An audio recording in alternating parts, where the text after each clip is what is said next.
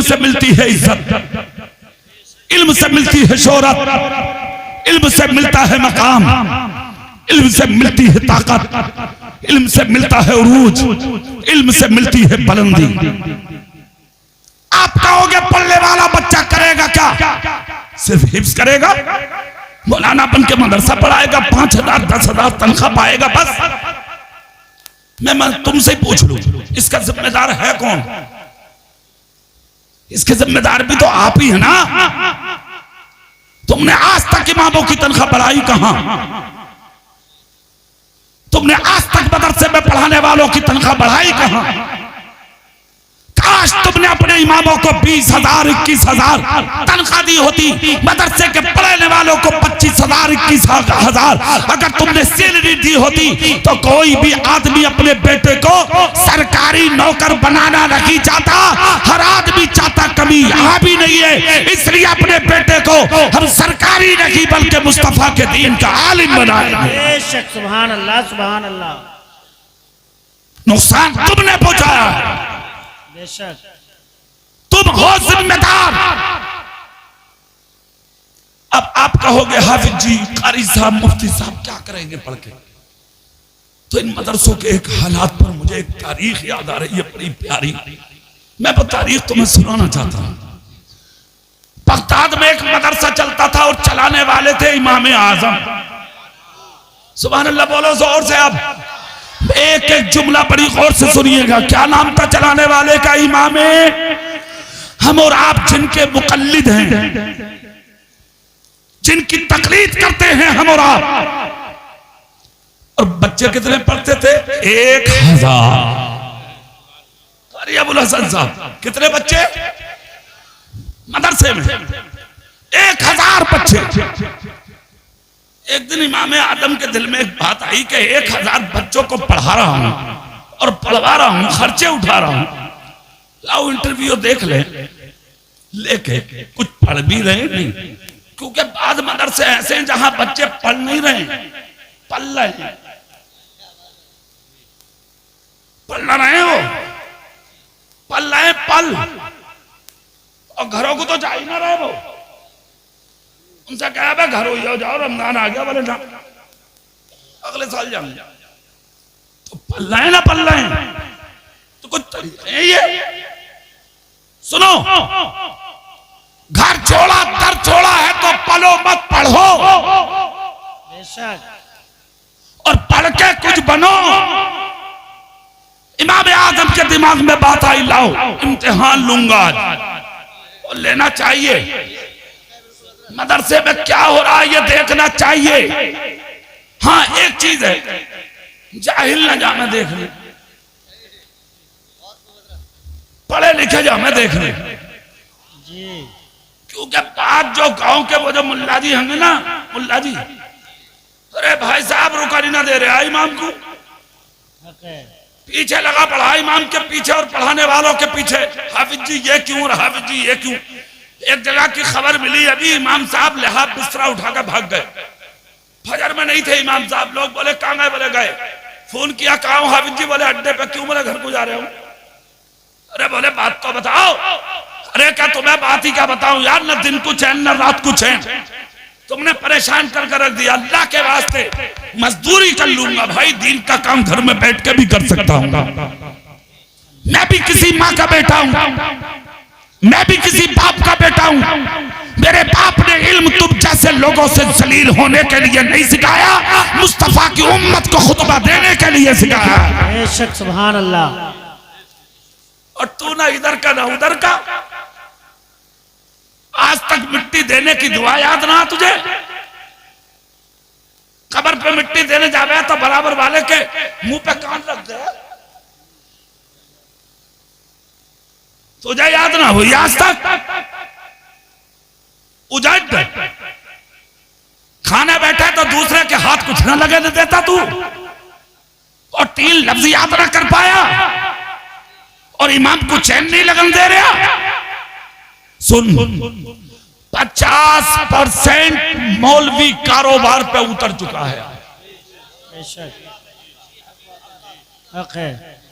सुन लो, और एक मशवरा और दे दूं मैं उलमा को, हाँ, चूंकि मैं इसी लाइन से हूं। हर मौलवी को चाहिए अगर माल में कुशादगी है तो कारोबार साइड से रखो, जी खाली इमामतों के पीछे मत रहो, पढ़ाओ मदरसे में, दीन का काम करो। अल्लाह जब खूब माल दे तो फ्री पढ़ाना, बेशक करो मस्जिदों में इमामत, साइड से बिजनेस रखो अपना। अल्लाह तौफीक दे तो अपना बिजनेस बढ़वाना। सुन लो, इस चीज का ध्यान रखो, किसी के मोहताज मत बनो। अल्लाह ने तुम्हें इल्म दीन अता करके कौम में मुख्तार बनाया है। पूरी ताकत से बोलो, झूम के हाथ उठा के बोलो या रसूल अल्लाह। बैठो भाई, क्या हो गया? सुभान अल्लाह। आप बैठो मेरे भाई, आप बैठो। अरे तुम बैठो नीचे। माशाअल्लाह, नारे तकबीर, नारे रिसालत। तुम बैठो, 1 मिनट में बैठो जल्दी। वो बैठ रहे हैं, वो बैठ रहे हैं। अरे यार, अच्छा तुम सुभान अल्लाह बोल के दिखाओगे जोर से? पूरी ताकत से बोलो या रसूल अल्लाह। सब बोलो या रसूल अल्लाह। अब चेहरा मेरी तरफ कर लो जल्दी से। ये भी भाई देखो हमारी कौम का एक जांबाज आदमी है। अरे आओ भाई अब्दुल्ला भाई, मुझे बड़ी खुशी होती है यार। सुन लो, अल्लाह दौलत दे तो दौलत के साथ दिल भी दे। जी बेशक। और अल्लाह ने हमारे इस भाई को जहां दौलत दी है, दौलत के साथ दिल ऐसा दिया कि इलाके में या बैरूनी इलाके में जो मस्जिद या मदरसा बनना, कोई मस्जिद मदरसा ऐसा नहीं है जहां इस मर्द कलंदर का ताबुल नहीं पहुंच रहा। बेशक, सुभान अल्लाह। अल्लाह उम्र में बरकत दे, निगाहे बद से अल्लाह हिफाजत फरमाए और इनके हाथ में अल्लाह और शिफा अता फरमाए।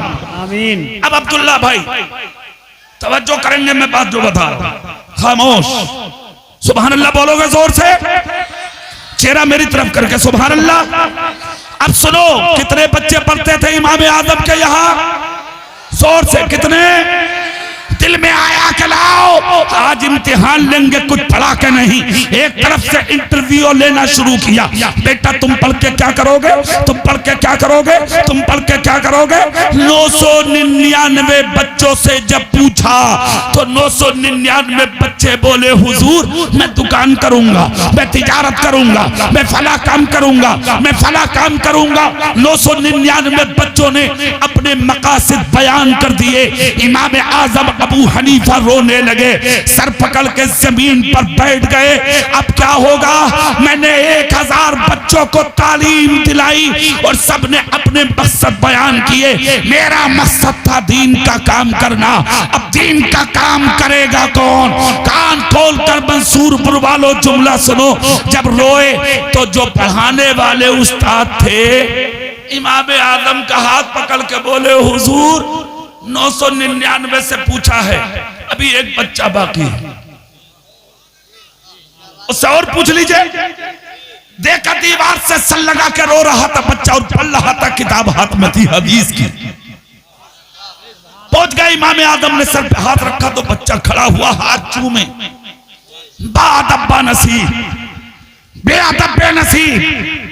अदबदार को सब कुछ मिलता है, बेअदब को कुछ नहीं मिलता। हाथ रखा, उठे, चूमा। बेटे पढ़ के क्या करोगे? तो बच्चा बोला हुजूर दुआ कर दो अल्लाह आलिम बना दे। जिस दिन खुदा ने आलिम बना दिया तो आलिम बन के अल्लाह का, उसके रसूल का और अपने उस्तादों का मैं नाम रोशन करूंगा। इमाम आजम ने सर चूम के कहा बेटे पढ़ाया सबको जाएगा मगर तू अकेला काफी। तू अकेला काफी है। जोर से तू सुनो। अब इतना जब कहा, इमाम आजम ने हाथ पकड़ा, घर ले गए। जो बच्चे पढ़ने वाले होते हैं उस्ताद उन्हें कलेजे से लगा के रखते हैं। घर ले गए। जैसे ही घर ले गए, पढ़ा पढ़ाते रहे, घर में तालीम देते रहे, सीने से लगा के रखे रहे। वक्त वो आ गया कि एक दिन इमाम आजम ने 5 आने निकाले। कितने? अब तो 5000 चलते हैं, 10,000, 500 का, 1000 का नोट। उस जमाने की बात करने लगा हूं मैं। 5 आने निकाले इमाम आजम ने और निकाल कर दिए बच्चे को, बेटे लो बाजार जाओ, 5 आने की सब्जी खरीद लाओ। बड़ी तवज्जो से मेरी बात सुनिएगा आप, फिर आपके बहुत दिनों तक ये चीज काम आएगी। इतना सुनना था। बच्चे ने 5 आने लिए और 5 आने लेने के बाद बच्चा बाजार चला। मौलाना सुभान अल्लाह बोलेंगे आप? बच्चा बाजार चला, सब्जी की दुकान पे पहुंचा। जाने के बाद सब्जी पसंद की, पूछा भाई कितने की? सब्जी बेचने वाले ने कहा सब्जी है 6 आने की। कितने की? 6 आने। इन्होंने 5 आना निकाल के दे दिया। कहा बेटे एक कम है। कहा मेरे पास नहीं है। कहा सब्जी वापस तो। बोले नहीं मुझे पसंद है। बच्चा था मगर आलिम था। कहने लगा भाई सब्जी वालों एक बात सुनो। बोले क्या? सब्जी पसंद देना नहीं चाहता, मैं दीन का आलिम हूं, तुम मुझसे एक आने का मसला पूछ लो मगर सब्जी दे दो। ताजिर बोला ना, मेरे घर का चूल्हा इसी सब्जी को बेच के चलता, मेरे बच्चों की परवरिश इससे होती है, मैं सब्जी तुम्हें इस तरीके से नहीं दे सकता, चले जाओ, सब्जी वापस दो। इन्होंने सब्जी वापस की, रोते हुए घर आ गए। जैसे रोते हुए घर आए तो इमाम आजम ने आंख में आंसू देख लिए। जिनके तुम मुकल्लिद हो, हम और आप जिनकी तकलीद करते, वो इमाम आजम, जिनके कलम से लिखी हुई किताबें 70 ऊंटों पर चलती थी, वो इमाम आजम, जिनकी बेटी ने इनकलाब बर्पा किया था मज़हब इस्लाम के लिए, वो इमाम आजम,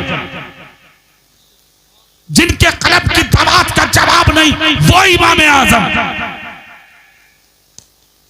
आंख में आंसू देख के कहा बेटे रोए क्यों? कहा हुजूर बस पूछिए मत। कहा नहीं बेटे बता। कहने लगे हुजूर अफसोस है।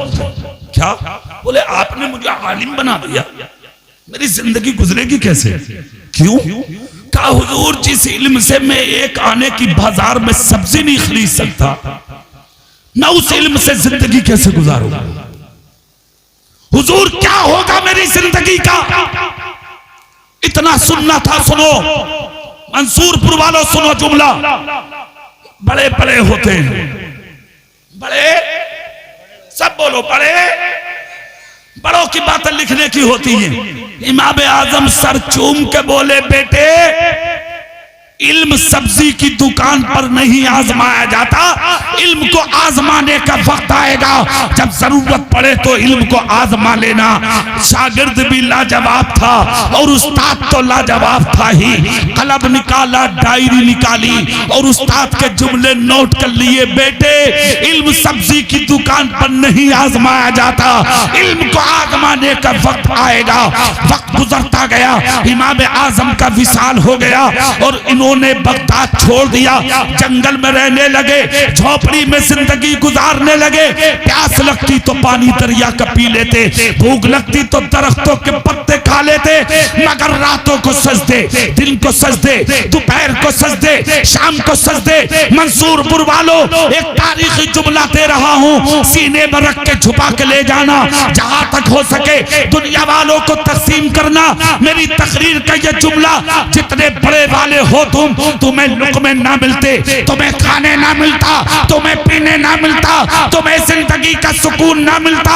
जानते हो मिलता कहां से है? तुम्हारी बस्तियों में, तुम्हारे शहरों में, तुम्हारे कस्बों में, तुम्हारे देहातों में, तुम्हारे जंगलों में। कुछ लोग छुपे बैठे हैं, खुदा की कसम होते तो फाकों से हैं, मगर उनकी जबानों से सुबह को भी अल्लाह का नाम, रात को भी अल्लाह का नाम, शाम को भी अल्लाह का नाम निकलता है। उधर उनकी जबान से अल्लाह का नाम निकलता है और इधर खुदा तुम्हारी औलादों के खाने का इंतजाम फरमा देते हैं। बेशक सुभान अल्लाह, सुभान अल्लाह। रहमते हक बहा नबी जोया, नाम किसने लिया खुदा का, भला किसका हो गया? सुनो अब जल्दी बात। जंगल में अल्लाह अल्लाह कर रहे थे, जज़ाकल्लाह, सुभान अल्लाह बोल सकते हो? जोर से बोल सकते हो? अरे दिल से बोल के दिखा दो यार, या रसूल अल्लाह, या रसूल अल्लाह। हाँ अच्छा भाई, जज़ाकल्लाह, अल्लाह खूब बरकत दे। अच्छा माशाअल्लाह, अल्लाह बरकत अता फरमा, अल्लाह हाथ में आपके और शिफा अता फरमा। आमीन। जरूरत है हमारे ऐसे जवानों की, अल्लाह कौम में ऐसे जवान खूब बार बार पैदा फरमा। आमीन। सुभान अल्लाह, आमीन तो बोल दो। अब चेहरा मेरी तरफ करो, बात सुनो, तकरीर मेरी पूरी हो रही है, चूंकि आले रसूल की आमद होने वाली है, सुभान अल्लाह। उनको सुनना है। चेहरा मेरी तरफ कर लो, चूंकि मेरी तकरीर का खुलासा इमाम आज़म अबू हनीफा, इमाम आज़म अबू हनीफा विसाल कर गए। ये जंगल में थे। कहां थे ये? जोर से बोलो, कहां थे ये? जंगल में। जंगल में अल्लाह अल्लाह कर रहे थे जंगल में। इधर बगदाद में खलीफा हारून रशीद की हुकूमत थी। किसकी हुकूमत? अरे नाम ही याद कर लो, खलीफा हारून रशीद की हुकूमत। किसी बात पे बीवी से खटपट हो गई, हो ही जा बीवियों से। अब हो जा तो इसका मतलब ये तो है नहीं कि साहब बीवियों को तलाक दे दो। अरे भाई, तुम अगर चाहो कि मैं बीवी को ठीक कर दूं तो तू तेरे बाप से भी ना होगी। ये तो औरत सीधी हुई है कि आज तक किसी से? टेढ़ी पसली से पैदा आए। मर्द की बाई पसली, वो भी टेढ़ी वाली। हदीस शरीफ में आया, सीधी मत करिए इसे भूल के भी। अगर सीधी करने में लग गया सुन तो टूट जाएगी। ये टूट के का मतलब है तलाक हो जाएगी इसको, तो उससे सीधी नहीं होगी औरत। बस एक जिम्मेदारी है तेरी, अर्रिजालो कव्वामूना अलन निसा। कुरान कहता है तू हाकिम है और औरत तेरी महकूम है।